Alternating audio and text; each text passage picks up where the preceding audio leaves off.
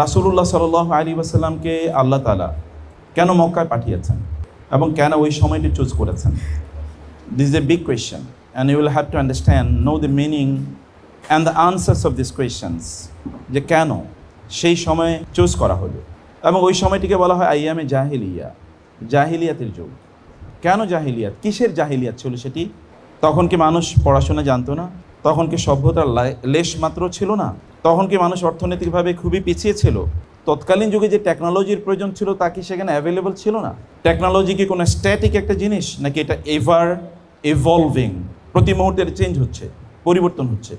যদি তা হয় তাহলে আজকের টেকনোলজি থেকেও আপনি হয়তো বা 20 বছর পরে বলবেন এটা সেকেলে। 10 বছর আগেও কেউ ফোনে যখন কথা বলতো সেখানে ফ্রি কথা বলবে, এটা কেউ ভাবতেও পারতো না। এখন আমরা ফ্রি কথা বলার জন্যে উইদাউট এনি চার্জ কেবল ইন্টারনেটের কানেকশন থাকবে তাইলেই হয়। মেসেঞ্জার, হোয়াটসঅ্যাপ, অথবা ধরেন আরও কত ধরনের অ্যাপস চলে এসছে। 10 বছর আগে এই কথা কাউকে বললে তিনি ভাবতেন যে লোকটা পাগল, বলে কি? আপনি এখন থেকে 50 বছর আগে চিন্তা করে দেখেন যে আপনি পৃথিবীর সবচেয়ে farthest point of the world, আপনি within seconds you will get connected with them. এটা we couldn't have imagine earlier, even 15 years ago। আমার মনে আছে ছোটোবেলা আমার গ্রাম থেকে শহরে, চাঁদপুর শহরে আমার আসা হতো। ওইখানে ফোন করতে আসার জন্য ওইখানে ফোন করতে আসতে হতো। এটা আমি কেবল 30 বছর আগের কথা বলছি। কোনো ফোন, মোবাইল টোবাইল ইত্যাদি, গ্রামে তো অন্য কোনো ফোন ছিল না, মোবাইল তো তখন ইট ওয়াজন্ট অ্যাভেলেবল। এবং আমার মনে আছে যখন বাংলাদেশে প্রথম যখন টেলিকমিউনিকেশন বা মোবাইল ফোন যখন আসে তখন এটার দাম ছিল প্রায় 2 লাখ টাকা। এবং ওইখানে আউটগোয়িং এবং ইনকামিংয়ের জন্য টাকা কাটা যেত ইন্টারেস্টিংলি, মানে আউটগোয়িংয়েও যা, ইনকামিংয়েও তা। বুঝতে পেরেছেন? এখন এটা বললে আপনি বলবেন মনে হয় গল্প বলছে, বাট ইট ওয়াজ রিয়েলিটি। তাইলে সেই সময় এমন কি ছিল যে সেটাকে আইয়ামে জাহিলিয়াত বলা হতো? আপনি যদি আরবি সাহিত্যের কথা জানেন তাহলে জানবেন যে এখানে সাবা মুআল্লাকা নামে বিখ্যাত 7টি কবিতার সংকলন আছে। মানে কবিতার ওইখানে বাইতুল্লাহর সাথে ওগুলোকে ঝুলিয়ে রাখা হতো। এবং আরবি সাহিত্যে আজ পর্যন্ত ওই লেভেলের কোনো কবিতা বা সাহিত্য তৈরি হয় নাই। এখনও মাদ্রাসায় পড়তে হলে, পৃথিবীর সকল প্রায় আরবি পড়তে হলে যে কোনো বিশ্ববিদ্যালয়ে অথবা মাদ্রাসায় ওগুলো পড়তেই হবে আপনাকে। এমনকি আপনি যদি কোরআনও বুঝতে চান, you will have to know the poems of the আইয়ামে জাহিলিয়া। জাহিলিয়াতের যুগের কবিতা ছাড়া আপনি এখনও কোরআনও বুঝবেন না, এত গুরুত্বপূর্ণ। এবং এই কারণে ওমর রাদিয়াল্লাহু তাআলা আনহু বলতেন, আলাইকুম বিআশআরিল আরাবিয়্যাতি ফাইন্নাহা দীনুকুম। তোমাদেরকে আরবি ভাষায় জাহিলি যুগে যে কবিতাগুলো লেখা হতো সেগুলো তোমাদেরকে পড়তে হবে, কারণ এটা তোমাদের দ্বীনের অংশ। কারণ ওই ভাষায় কোরআন নাজিল হয়েছে। ওই পদ্ধতিকে আমরা ইফা আনাবিকি মিন যিকরা হাবিবি ওয়া মানজিলি, আমরা এই কবিতাগুলো ছোটোবেলা পড়তাম। এখন আমি বুঝি যে কেন পড়েছি। তখন মনে করতাম যে জাহিলি যুগের কবিতা কেন পড়তে হবে। নাও আই ক্যান আন্ডারস্ট্যান্ড যে এটা পড়া ছাড়া দিনের কোরে ঢোকা খুবই মুশকিল। আমার বন্ধুরা, আইয়ামে জাহিলিয়া মানে কি সেটি জানা দরকার। যদি আপনি সেটা জানেন তাইলেই কেবল বুঝতে পারবেন রাসূলুল্লাহ সাল্লাল্লাহু আলাইহি ওয়াসাল্লাম কোন জায়গায় পরিবর্তন এনেছেন এবং তার অবদানটা কি। এবং এই কারণে ওয়াহাব ইবনে মুনাব্বিহ রাহিমাহুল্লাহ তিনি বলেছেন, এগুলো সব স্টাডি করে, যে কারাআতু ফি 71 কিতাবান, আমি 71টি কিতাব পড়েছি যে কিতাবে রাসূলের ব্যাপারে বলা হয়েছে। এবং এই সকল কিতাবের সামারি হলো আল্লাহ সুবহানাহু ওয়া তাআলা মুহাম্মদুর রাসূলুল্লাহ সাল্লাল্লাহু আলাইহি ওয়াসাল্লামকে যে মেধা জ্ঞান প্রদান করেছেন, গোটা মানব জাতিকে যে জ্ঞান প্রদান করেছেন, এগুলোকে যদি রাসূলের জ্ঞানের সাথে তুলনা করা হয় তাহলে রাসূলের জ্ঞান হবে মরুভূমির বালুকণার সমান, আর গোটা মানব জাতির জ্ঞান হবে ওই বালুকণা থেকে একটা বালির সমান। একটা বালি ফি জামবি আকলি রাসূলিল্লাহি সাল্লাল্লাহু আলাইহি ওয়াসাল্লাম ফাআলিমতু আন্নাহু আরজাহুন নাসি আকলান ওয়া রা'য়ান। অতঃপর আমি বুঝতে পারলাম রাসূলুল্লাহ সাল্লাল্লাহু আলাইহি ওয়াসাল্লাম মানব জাতির মধ্যে তিনি চিন্তায়, বুদ্ধিতে, মেধায় এবং তার সিদ্ধান্তে তিনি হচ্ছেন আরজাহুন নাস, তার কাছাকাছি হয়ে যেতে পারে না। এবং এ কারণে ওই সভ্যতা আপনি জানেন সেখানে নারীদেরকে, কন্যা সন্তানদেরকে জীবন্ত প্রথিত করা হতো। বলা হলো যে একজন বাবা এসে রাসূল সাল্লাল্লাহু আলাইহি ওয়াসাল্লামের সামনে সবসময় মাথা নিচু করে থাকতেন, তিনি মাথা উঁচাতেন না। রাসূল একজন সাহাবী, রাসূলুল্লাহ সাল্লাল্লাহু আলাইহি ওয়াসাল্লাম এটা অবজার্ভ করতেন। একবার রাসূল তাকে জিজ্ঞেস করলেন, তুমি যখনই আসো কেন তোমার মাথা সবসময় নিচু করে রাখো? তিনি বলেন, ইয়া রাসূলুল্লাহ, আমি জাহেলি যুগে এমন একটা কাজ করেছি যেটা still I can not forget, I remember it always, এবং এই কারণে I can not raise my head, আমার মাথা আমি উঁচু করতে পারি না। বলে, করেছো কি, বলো আমাকে। বলি, ইয়া রাসূলুল্লাহ, আমার একটা মেয়ে সন্তান হয়েছে, ফুটফুটে, দেখেই লাভ এট দ্য ফার্স্ট সাইট, দেখেই আমার ভালোবাসা তৈরি হয়েছে আমার মেয়েটার প্রতি। কিন্তু ওই যে ওয়াইদা বুশশিরা আহাদুহুম বিল উনসা যাল্লা ওয়াজহুহু মুসওয়াদ্দান ওয়া হুয়া কাযীম ইয়াতাওয়ারা মিনাল কওমি মিন সুই মা বুশশিরা বিহি আয়ুমসিকুহু আলা হুনিন আম ইয়াদুসসুহু ফিত তুরাব আলা সা মা ইয়াহকুমুন। জাহিলি যুগে কন্যা সন্তান জন্মটাকে তারা তাদের জন্য একটা অ্যাফ্রন্ট মনে করত, যেটা তাদের জন্য এক ধরনের অসম্মান, এবং এই কারণে তারা কন্যা সন্তানদেরকে জীবন্ত প্রথিত করত। এখন তিনি চিন্তা করলেন যে আমার এই মেয়েটাকে আমি কী করব, একে আমি জীবিত রাখবো? আলাহুনিন, লোকেরা আমাকে লজ্জা দেবে, কারণ আমার মেয়ে অন্য জায়গায় বিয়ে হবে, তারা আমাকে ছোট করে দেখবে, আমার মেয়ের সাথে খারাপ আচরণ করবে, তাদের মতো করে চলতে হবে, এটা আমার আভিজাত্য গৌরব, আমার বংশমর্যাদা, এগুলোর সাথে যায় না। তাহলে কি করব? আমি কি তাকে জীবন্ত প্রথিত করব, বা রিটার অ্যালাইভ, নাকি আমি তাকে রেখে দেব? এবং এতে আমার তো এ লজ্জা নিয়ে আমাকে বাঁচতে হবে। বলে যে আমি মেয়ে এর মধ্যে বড় হয়ে উঠছে, সিদ্ধান্ত নিতে পারছিলাম না, আরও বড় হয়ে যাচ্ছে, কিছুদিনের পরে বিয়ে দিতে হবে, এরকম অবস্থা দাঁড়িয়ে যাচ্ছে। আমি ভাবলাম না, শক্ত করে সিদ্ধান্ত নিলাম, না কিছু একটা করতে হবে। আমি গেলাম অনেক দূরে,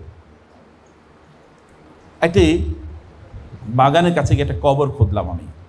এরপর আমি বাসায় আসলাম, এসে আমার স্ত্রীকে বললাম, মেয়েটাকে সাজিয়ে দাও। বলে, কোথায় নেবে?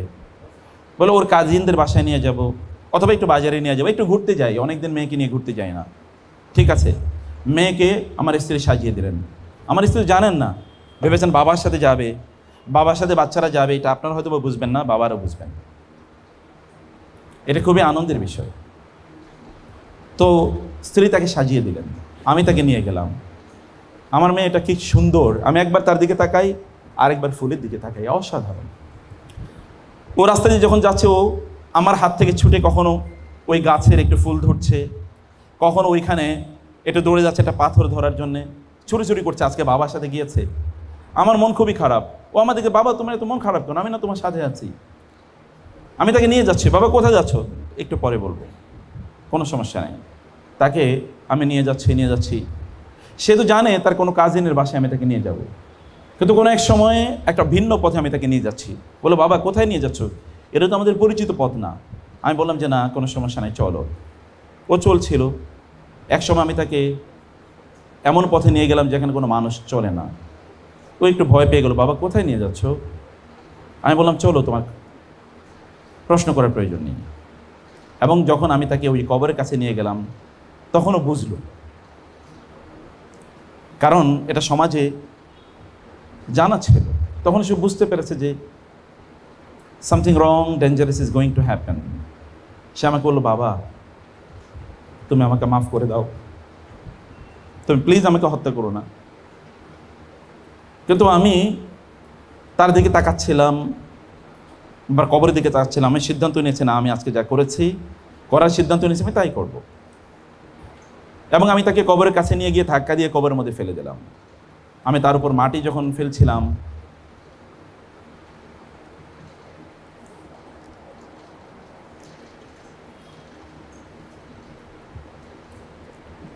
তখন সে চিৎকার করে বলছিল, বাবা তুমি আমাকে ছেড়ে দাও, আমি তোমাকে আর কোনোদিন বাবা বলবো না, তোমার কাছে কোনোদিন চাইবো না, বায়না ধরবো না কোনোদিন। তুমি না আমার মায়ের কাছে আমাকে ফিরিয়ে দেবে বলেছিলে, মায়ের কাছে আমাকে নিয়ে যাও, আমরা তোমাকে আর কখনো কষ্ট দেব না। কিন্তু আমি কোনো দিকে তাকাচ্ছিলাম না। আমি তার উপর মাটি ফেলে তারপরে সেখান থেকে চলে আসছিলাম। পেছন থেকে আমি তখন আওয়াজ শুনতে পেয়েছি, বাবা বাবা তুমি আমাকে কোথায় রেখে যাচ্ছ, আমি ভয় পাচ্ছি বাবা। রাসূল সাল্লাল্লাহু যখন ওর কথা শুনলেন, কেবল রাসূল বললেন, তুমি কেমনি এরকম কাজ করতে পারলে, তুমি পারলে কিভাবে এরকম কাজ করলে?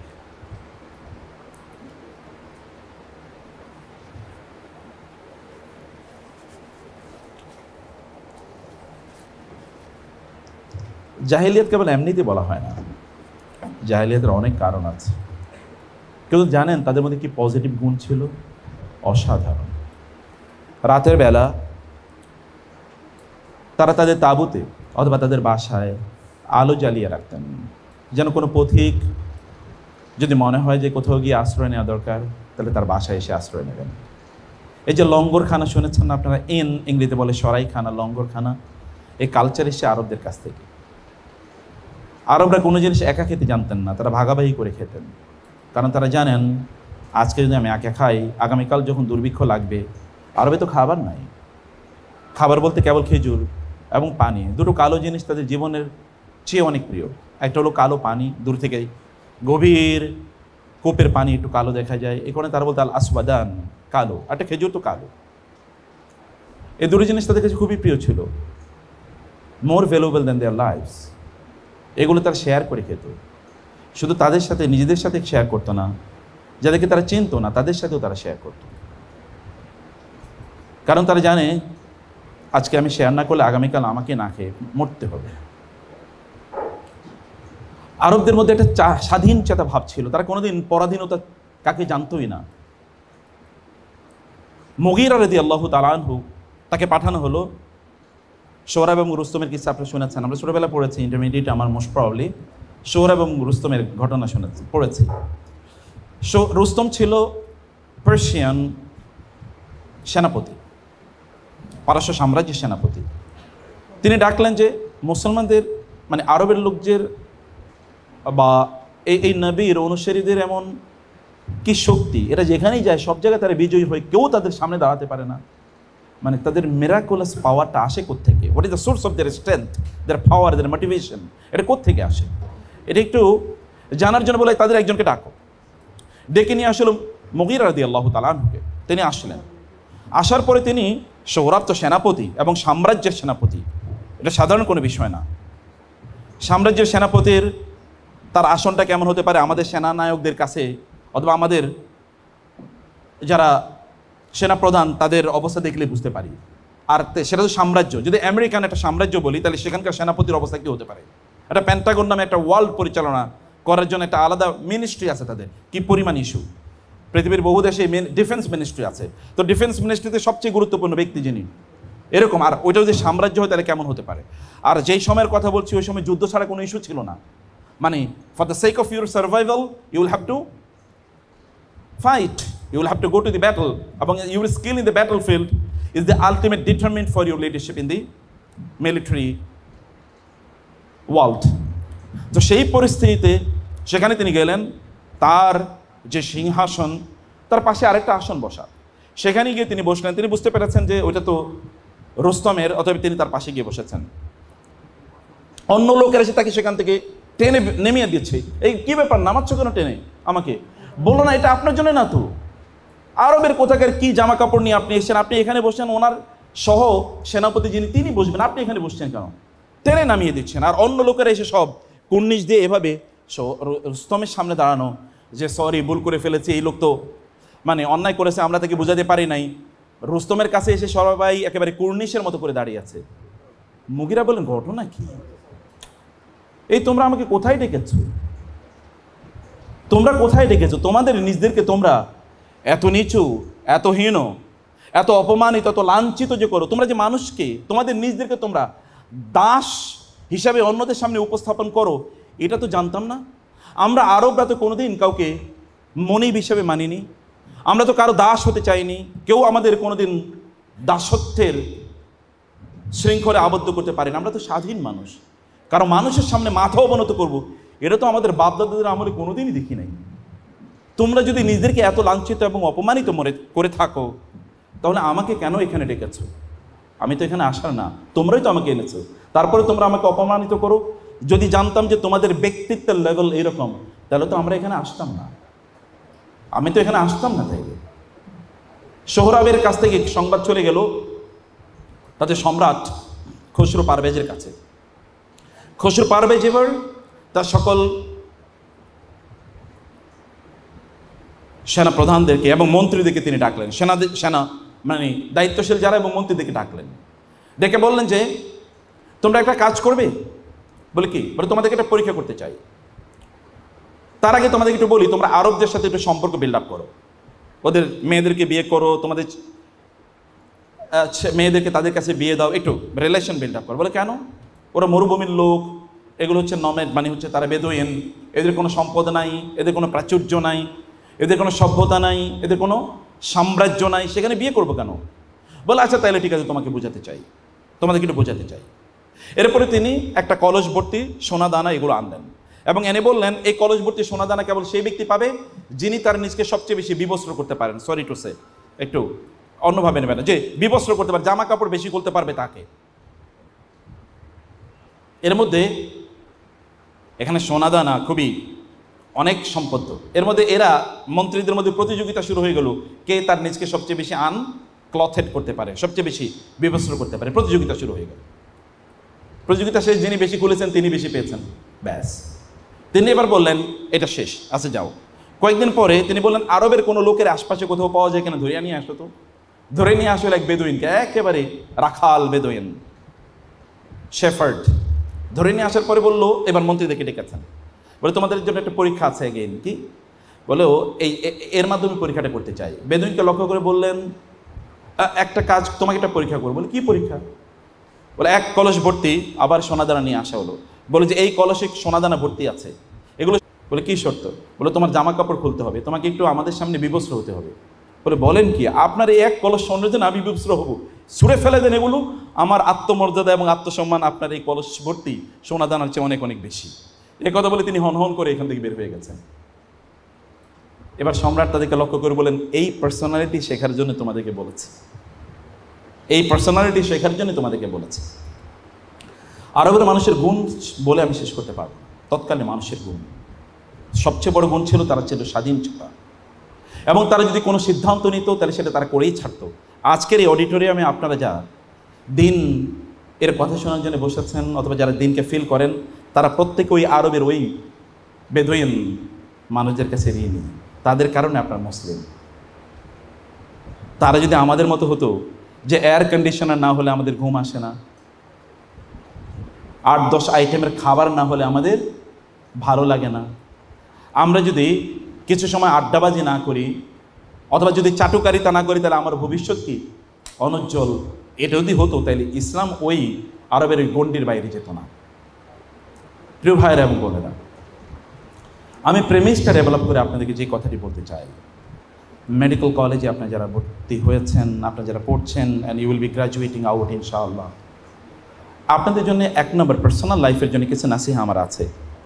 তারপরে প্রফেশনাল লাইফের জন্য কিছু নাসিহা করি in the light off the Sira of the prophet সাল্লাল্লাহু আলাইহি ওয়াসাল্লাম। এটা কেন আমি বললাম? রাসূলুল্লাহ সাল্লাল্লাহু আলাইহি ওয়াসাল্লামের সিরা এটা একটা ওশানের মতো। এই ওশান থেকে আলোচনা আমরা যদি কয়েক ঘন্টা বা কয়েকদিন ধরে করি, তাহলে কেবল একটা ফোঁটা পানি একটা ওশান থেকে নিলে যতটুকু হয় তার বাইরে বেশিই হবে না। তিনি এমন একজন মানুষ যাকে আল্লাহ সুবহানাহু ওয়া তাআলা তার নাম থেকে খোদাই করে তার নাম রেখেছেন, ওয়াজুল আরশি হামিদুন ওয়াহাদা মুহাম্মাদু। আরশের অধিপতির নাম হচ্ছে হামিদ, ও হুয়া হামিদুম মাজিদ। আর তার বন্ধুর নাম তিনি রেখেছেন মুহাম্মদ, হামদুন থেকে হামদুন।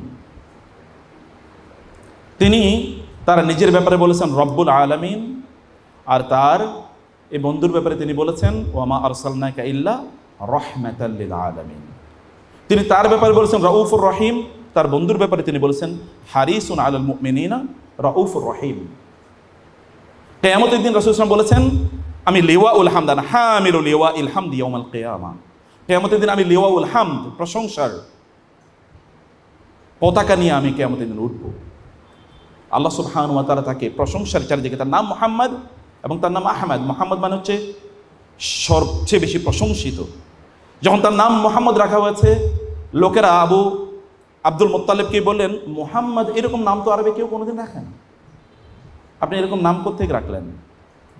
বলে আমি জানি না, আমার মনে হচ্ছে আমার এই নাতির নাম মোহাম্মদই রাখা উচিত। আরবে এরকম আনকমন নাম, আমরা তো আনকমন নাম রাখতে গিয়ে এমন নাম রাখি যেই নামের আনকমনের কারণে এই ব্যক্তিও একটা আনকমন হয়ে গেছে। এখন কিম্বুত কিমাকে, এটা মানুষ নাকি প্রাণী কিছুই বোঝা যায় না, নাকি নাম রেখেছি মুরগি মিলন, চরিত্র তো এরকমই, তাই না? গলা কাটা রমজান, তো নাম থেকেই তো বোঝা যাচ্ছে কি হবে। নাম রেখেছে বুশ, নাম রেখেছে ট্রাম্প, ওর কাছ থেকে আপনি ভালো আচরণ কিভাবে পাবেন? তার নামই তো কি ডেঞ্জারাস। নামের মধ্যেই তো প্রায় এক ধরনের বুলেট ফিট করা, যেটা এসে যে কোনো সময় শেষ করে দেবে। নামের মধ্যে মার্জুদ থাকতে হয়, কারণ নাম একটা পার্সোনালিটিকে বিয়ার করে। একজন ব্যক্তির নাম কোনোদিন, আমাদের সবচেয়ে সম্মানিত কোনো মানুষের নাম পল্টু হবে না কোনোদিন। পল্টু হবে নাকি? অমক পল্টু, এটা হবে নাকি? অথবা চুপ্পু, এটা কোনো নাম হতে পারে বলে? তা হতেই পারে না। ব্যক্তির পার্সোনালিটি তার নামের উপর নির্ভর করে, এটা নামই কোনোদিনই হয় না। আপনার নাম আপনার পরিচয় বিয়ের করে, আপনার নাম আপনার পার্সোনালিটি বিয়ের করে। নাম কি অসাধারণ, এবং নাম কি আহমদ, সবচেয়ে বেশি প্রশংসাকারী আল্লাহর জমিনে, আল্লাহ রাসূলের চেয়ে আল্লাহর প্রশংসাকারী বেশি কেউ ছিল না, কোনোদিন না, কোনোদিন না। এমন নামের ইমপ্লিকেশন তার। আপনি যারা মেডিকেল কলেজে এসেছেন, আপনাদেরকে রাসূল সাল্লাল্লাহু আলাইহি ওয়াসাল্লামের জীবনী ভালো করে পড়া দরকার, আদ্যপান্ত। বলবেন কয়টা, কোনটা, কয়টাও না কোনটাও না, দিস আর ভ্যাগ কোয়েশ্চেনস। আপনি পড়বেন, যত পড়বেন আপনি দেখবেন it will be like ocean. এবং যেটা আমি আগেও বলেছি, যেটা just drop of waters in the ocean, এর মতো কেবল আপনি সেখান থেকে নিতে পারবেন। তার চেয়ে মনে কোনোদিন আপনি বলবেন এনাফ ইজ এনাফ। এই পৃথিবীর সকল জ্ঞানী এবং বিজ্ঞানীরা তার জীবনী সম্পর্কে কিছু না কিছু লিখেছে। এটা তার প্রতি অনুগ্রহ করে নয়, বরং ব্যক্তি তার নিজের প্রতি অনুগ্রহ করেছে। কারণ রাসূলুল্লাহ সাল্লাল্লাহু আলাইহি ওয়াসাল্লামের ব্যাপারে লেখার কারণে ওই ব্যক্তি এমনিতে বরকতপ্রাপ্ত হয়ে গেছেন। তার ব্যাপারে লেখলে এমনি বরকতপ্রাপ্ত হয়ে যান। আল্লাহ সুবহানাহু ওয়া তাআলা তাকে বারাকাপূর্ণ করেছেন।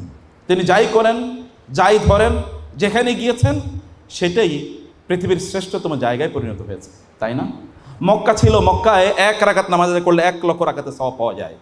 আর মদিনার নামই তো পরিবর্তন হয়ে গেছে, এখন পৃথিবীর একটা মাত্র দেশের নাম হলো মদিনা, অথচ মদিনা শব্দের অর্থ হলো সিটি।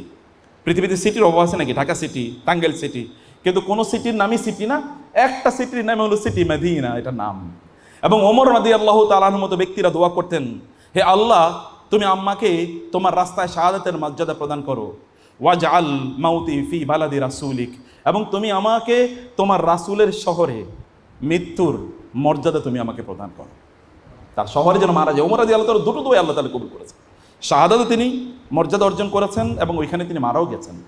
এটা একটা অসাধারণ, এটা একটা অসাধারণ। যখন মক্কা বিজয় হয়, সাহাবায়ে কেরামরা কাঁদছেন, আনসারী সাহাবীরা কাঁদছেন। রাসূলুল্লাহ সাল্লাল্লাহু আলাইহি ওয়াসাল্লাম তাদেরকে তাকালেন, তোমরা কাঁদছো কেন? বলে, ইয়া রাসূলুল্লাহ, এটা তো আপনার হোমল্যান্ড, এটা আপনার মাদারল্যান্ড, এখানে আপনি বড় হয়েছেন, এখানে আপনি জন্ম নিয়েছেন, এটা বিজয় হয়ে গেছে। এতদিন এখান থেকে আপনি নির্যাতিত নিপীড়িত ছিলেন, আপনি মদিনায় মাইগ্রেশন করেছেন, হিজরত করেছেন, এখন তো মক্কা ইজ লিবারেটেড। আপনি এখন যদি মদিনায় ফিরে না যান, সাহাবায়ে কেরামরা কাঁদছেন।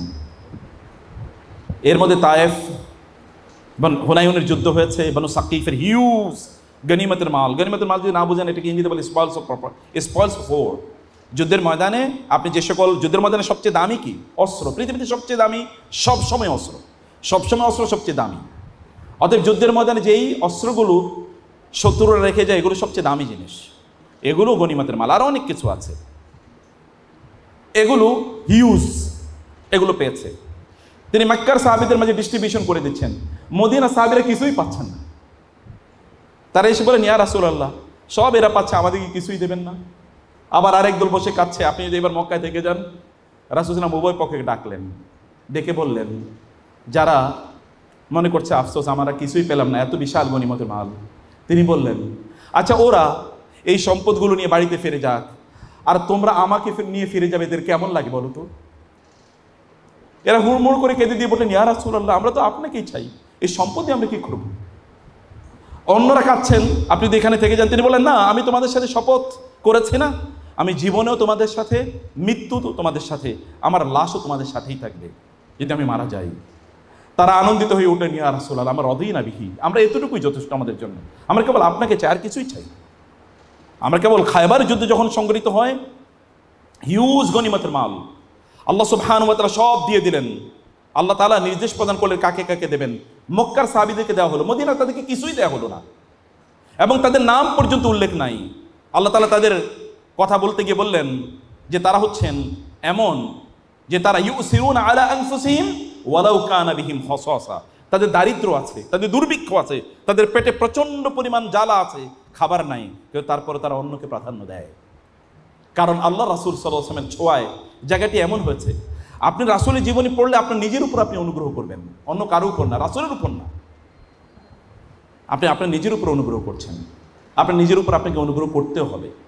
আপনি মেডিকেল কলেজে পড়তে এসেছেন, বোধ করি বাংলাদেশের আপনার সবচেয়ে ব্রিলিয়ান্ট, কমপক্ষে রেজাল্টের দিক থেকে তো আপনাদের চেয়ে তো আর রেজাল্টে কেউ বেশি এগিয়ে নাই। আপনি এখানে পড়তে এসেছেন, ফলে আপনারা কেন এসেছেন এই জায়গাটা আপনাদের নিজেকে প্রশ্ন করা দরকার। কেন আপনারা পড়তে এসেছেন মেডিকেল সায়েন্সে বা মেডিকেল কলেজে? মনে রাখবেন, নিয়াতুল মুমিন খায়রুম মিন আমালিহি, একজন মুমিনের নিয়ত তার আমলের চেয়ে অনেক অনেক বেশি গুরুত্বপূর্ণ। আপনি প্রচুর আমল করেছেন, কোনো কাজ হবে না যদি নিয়তে কোনো প্রবলেম থাকে। হাদিসে এসে রাসূল সাল্লাল্লাহু আলাইহি ওয়াসাল্লাম বলেছেন ইন্নামাল আ'মালু বিন্নিয়াত, কিন্তু তারপরের অংশ আরো গুরুত্বপূর্ণ, ওয়া ইন্নামা লিকুল্লি ইমরিইন মা নাওয়া। একজন ব্যক্তি যা চিন্তা করবে আল্লাহ তাআলা তাকে তাই প্রদান করবেন, সে যা নিয়ত করবে আল্লাহ তাকে তাই প্রদান করবেন। আপনি নিয়ত করুন আপনি কেন এসেছেন, আপনার নিয়ত আপনার পার্সোনালিটিকে, আপনার deeper sense of humanity, dignity, prestige ইত্যাদিকে ইন্ডিকেট করে যে আপনি ভেতর থেকে কতটা সম্ভ্রান্ত, কতটা অভিজাত, এটা প্রমাণ করে। আপনি যদি মনে করেন কেবল মেডিকেল কলেজে পড়লে আমার ভবিষ্যৎ অনেক উজ্জ্বল, কারণ আমি অনেক টাকা পয়সা ইনকাম করতে পারবো, I think this the wrong way you have taken, এটা ঠিক পথ না। আমি দুটো প্রফেশনকে প্রচণ্ড ভালোবাসি, এর মধ্যে একটা যেটা আমি নিজে করি তা হলো শিক্ষকতা। আমি একবার মন থেকে ভালোবাসি, হৃদয় থেকে ভালোবাসি, I enjoy it, I love it, I like it. এটা কারণ আল্লাহ রাসূল বলেছেন আমি শিক্ষক হিসেবে প্রেরিত হয়েছি, এ কারণে আমি এটাকে প্রচণ্ড ভালোবাসি, because it was love by my prophet সাল্লাল্লাহু আলাইহি ওয়াসাল্লাম। আরেকটা প্রফেশনকে আমি একেবারে হৃদয় থেকে ভালোবাসি, তা হলো আপনাদেরটাকে প্রচণ্ড ভালোবাসি। কারণ আমি দেখেছি এই দুটোর কোনো প্যারালাল এই পৃথিবীতে কিছু নাই, এই দুটোর প্যারালাল পৃথিবীতে নাই, এত অসাধারণ। আপনি কেবল নিয়ত করেন, সিদ্ধান্ত নেন যে আপনি কী করতে চান, আপনি কেন এসেছেন মেডিকেল কলেজে পড়তে। আপনার নিয়তকে যদি আপনি পরিশুদ্ধ করে নেন, আল্লাহ সুবহানাহু ওয়া তাআলা আপনাকে এত সম্মানিত এবং মর্যাদাবান করবেন যেটা আপনি ভাবতেও পারবেন না। আপনি শুনেন না রাসূল সাল্লাল্লাহু আলাইহি ওয়াসাল্লাম এই কথা বলেছেন, কোন একজন ব্যক্তি যদি কোন একজন রোগীর সেবা করে সকালবেলা, তাহলে সন্ধ্যা পর্যন্ত 70,000 ফেরেশতা তার জন্য আল্লাহর কাছে দোয়া করতে থাকে। মাইন্ড ইট, 70,000 অ্যাঞ্জেলস শুধু যদি রোগীর সেবা করে। আর আপনার তো সেবা প্লাস, আপনি কেবল সেবাই করেন, আপনি প্রেসক্রিপশন প্রদান করেন, তাকে গাইড করেন। মান দা ইলা হুদান কানা লাহু মিনাল আজরি মিসলা উজুরি মান তাবিআহু মিন গায়রি আন ইয়ানকুসা মিন আজরিল আমিলি শাই। কেউ যদি কাউকে ভালো পথ দেখায়, তাহলে ওই পথে যত লোক চলে এই সকল লোক যত সওয়াব পাবে, ওই ব্যক্তি একা ততটুকু সওয়াব পাবে। আপনি মানুষকে পথ দেখান, এটা হলো ভালোর পথ, এটা হচ্ছে সুস্থ থাকার পথ। একজন সুস্থ মানুষ এর মর্যাদা আল্লাহর কাছে অনেক অনেক বেশি।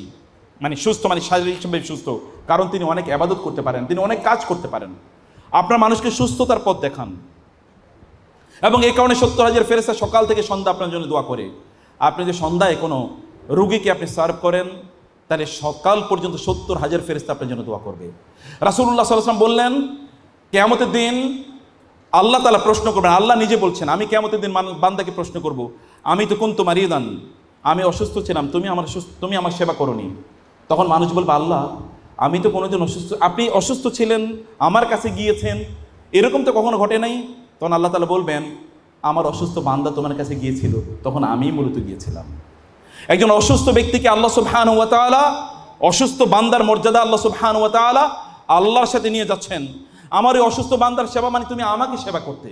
আপনি আল্লাহ সুবহানাহু ওয়া তাআলাকে সেবা করার একটা বিশাল মর্যাদার অধিকারী আপনি হতে পারেন। রাসূলুল্লাহ সাল্লাল্লাহু আলাইহি ওয়াসাল্লাম বলেছেন, ওয়ালাহু খারিফুন ফিল জান্নাহ। কোনো একজন ব্যক্তি যদি একজন মানুষের সেবা করে, আমি কিন্তু প্রেসক্রিপশন এর কথা বলছি না, আমি কেবল সেবার কথা বলছি, একটু দেখতে যাওয়া, একটু তার একটু হাত পা টিপিয়ে দেয় অথবা মাথায় একটু হাত রাখা, এর জন্য রাসূল সাল্লাল্লাহু আলাইহি ওয়াসাল্লাম বলেছেন আল্লাহ তাআলা তার জন্য জান্নাতে ফলের বাগান তৈরি করে দেন। ওহুয়া ফি খিরফাতিন মিনাল জান্নাহ, সে জান্নাতে। এবং অন্য হাদিসে এসছে ওই ব্যক্তিকে রহমত তাগাশাতহু রাহমা, আল্লাহ সুবহানাহু ওয়া তাআলার পক্ষ থেকে রহমত ওই ব্যক্তিকে চারিদিক থেকে এরকম ঘিরে রাখে। যখন কোনো একজন মানুষ অন্য কোনো মানুষের সেবা করতে যায়, আপনি তো ওই এলিট ক্লাসের লোক, যে এলিট ক্লাসের লোকেরা লোকদের জন্য ফেরেশতারা দোয়া করতে থাকে। অতএব আপনার এই প্রফেশনকে আমি শ্রদ্ধা না করি কীভাবে পারি? কিন্তু এর আগে কেবল এতটুকু করতে বলো, খুবই ছোট, তাহলে জাস্ট আপনি ইন্টেনশনটাকে straight and your intention align it with the pleasure of আল্লাহ সুবহানাহু ওয়া তাআলা। আল্লাহ কি চান তার সাথে আপনি এটাকে কেবল অ্যালাইনমেন্ট করে নেন। কারণ আপনি তো জানেন ওই বিখ্যাত হাদিসটি, রাসূলুল্লাহ সাল্লাল্লাহু আলাইহি ওয়াসাল্লাম বলেছেন কিয়ামতের দিন 3 ব্যক্তিকে প্রথমে জাহান্নামে ফেলে জাহান্নামের আগুন জ্বালানো হবে বা জাহান্নাম উদ্বোধন করা হবে 3 ব্যক্তিকে দিয়ে। তোমাদের আপনারা জানেন 3 ব্যক্তি কারা? এরা কিন্তু একেবারে এলিট, মানে একেবারে সুপ্রিমলি এলিট ক্লাসে। একজন আল্লাহর রাস্তায় শাহাদাত বরণ করেছে, আরেকজন কোরআনের কথা দাওয়াত দিত মানুষকে, এবং তৃতীয় ব্যক্তি যে প্রচুর পরিমাণ দান করতে। এদের প্যারালাল কিছু নাই, এত অসাধারণ কাজ। কেবল একটু প্রবলেম ছিল। প্রবলেমটা কি জানেন?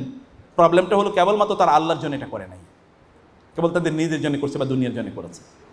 আপনার তো নোবেল প্রফেশন, যে প্রফেশনটা আপনাকে একবারে জান্নাতের চূড়ায় নিয়ে যেতে পারে, সেই জায়গাটা থেকে আপনি আপনার নিজকে কেন এত নিচে নিয়ে আসবেন?